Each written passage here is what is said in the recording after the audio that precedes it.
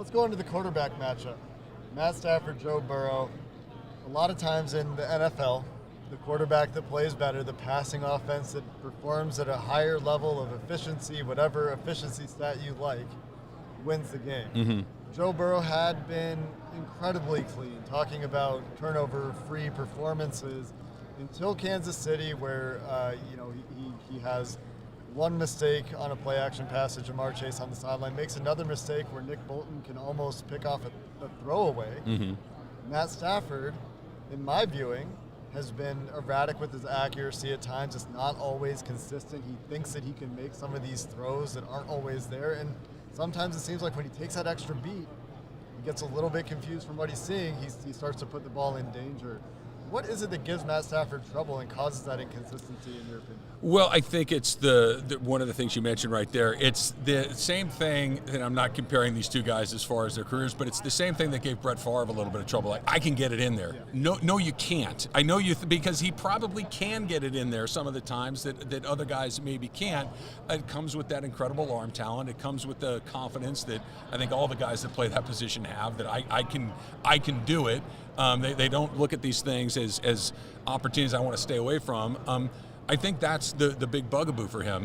He had one against San Francisco, and Jaworski just dropped it. Yeah. He just dropped it in the fourth quarter. Yeah, I got in an argument with some of the Rams fans about that. Oh, the game wouldn't have been over. I don't know about that. It felt like there's 9 minutes or so to go, so maybe you can get back. All of a sudden, you just give the ball away. You had the goal line interception to Cooper Kupp. Like that's a good example, I think, of Matthew Stafford trying to make something happen. Like that, as bad as it is to throw interceptions in the red zone, as bad as it is to throw them at the goal line like that, that's Cooper Kupp. He thought he saw an opening. The ball gets tipped up in the air. It gets intercepted.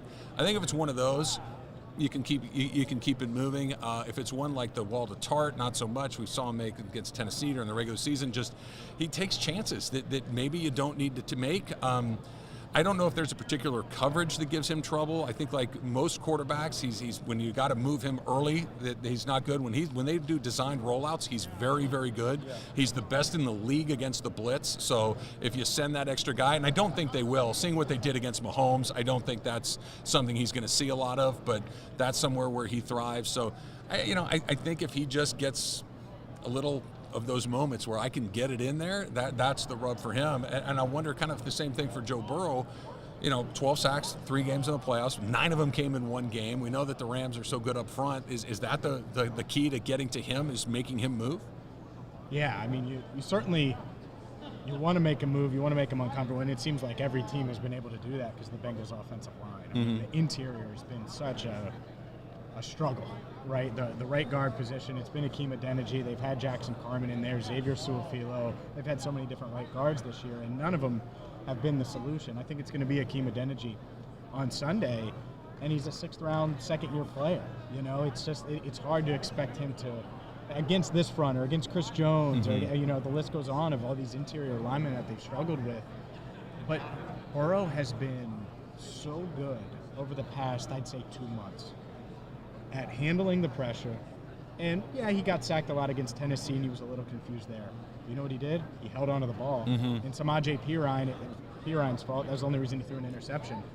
So he's been really good at taking care of the ball. Even though they've put heat on him, every team, it seems like, is getting heat on him. And that's the thing in this game. I think that the Rams are going to get pressure on Burrow. Can he avoid the big turnover? He's done it so far. Might be easier said than done because Von Miller and Aaron Donald, they're different. Leonard Floyd, I think they might be a little better than what the Bengals have seen. Yeah, those guys, and Greg Gaines is the guy that plays in the middle, talking about the interior part of that line. Gaines has done a remarkable job. They're probably going to get Sebastian Joseph Day back for this game. That was his gig before he got hurt, and Gaines came in to do that. He's probably going to be available, and it allows you to move Aaron Donald wherever you want to put him. That's the thing. If you can get pressure up the middle like you're talking about with Gaines or with Seabass or whoever it might be, now all of a sudden, if you got Donald in there as well, and now you got all sorts of problems, and we know that we move him outside sometimes, you put Donald and Miller on the same side. Tom Brady was running for his life that entire game, and a lot of that was because they had guys on the same side, and Miller's running around the edge, and here comes Donald up the middle. It's a lot. It's a lot, and that's why I'm terrified of Joe Burrow. I'll tell you, I said that I'm really genuinely scared of this guy because he's just got that thing. I said it on my podcast. He's like Seinfeld with Kramer. He's got the Kavorka. It's just kind of that thing that he knows how to do it. And can he do it with Aaron Donald? We'll see. But I'm holding my breath a little bit. That's what has been so interesting, right? Like against the Titans, it was relentless pressure that turned into sacks. Against the Chiefs, it was also relentless pressure, but it didn't turn into sacks. You talked about moving Burrow off his spot, and I think he's really comfortable in that situation. Like he is a guy that is looking to extend a play, sometimes to his detriment. You go back to that Titans game, there are times where he's trying to extend plays and he loses 20 yards and takes him out of field goal range, but a lot of times to his benefit, where he's rolling out, finding Jamar Chase or rushing for first downs on third downs against the Chiefs in the fourth quarter in the second half when he has to have it. And that's the game he plays. That's a balancing act that you don't really ever know which way it's going to go, but right now it's going his way, which is why we've been saying for the last week he's got that clutch gene. We've been saying it longer than just the last week, but that clutch gene keeps showing up and it keeps going his way on that tightrope. Then that's what's scary. I agree with you. It's funny because the clutch gene that you're talking about, this is why Matthew Stafford's here. Because the other guy had that when all the things we've been talking about, pressure, off schedule, have to do things when stuff isn't going according to this plan. Yep. I can't do that. I'm not your guy for that. And that's why they made the move that they did to get Matthew Stafford, who has been very good at that for most of the season. You know, so I think they all get sped up a little bit, but that was the big thing that the Rams were trying to get better at, that the Bengals, I think, have with Joe Burrow, and that the Rams are much better at than they were a year ago with Jared Goff. Yeah, it makes sense. And we saw it with Andy Dalton and then going to Joe Burrow. And the ability, that playmaking ability is so unique, especially when you have a Jamar Chase and a T. Higgins and a Tyler Boyd. And we can get into some of that. And heck, let's do it a little bit. Do you expect Jalen Ramsey to shadow Jamar Chase? Because he hasn't done that this He's year. done it once this year, really.